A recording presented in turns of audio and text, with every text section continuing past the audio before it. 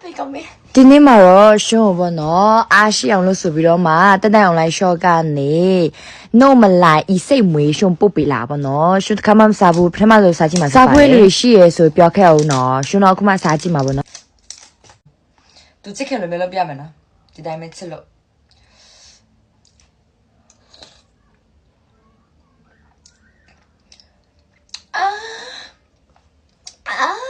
စားကောင်းလိုက်တာ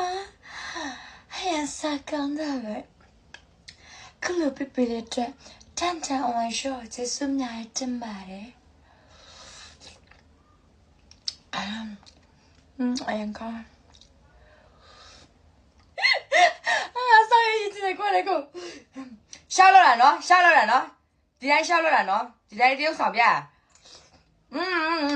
အရင်ကစားကြည့်နော်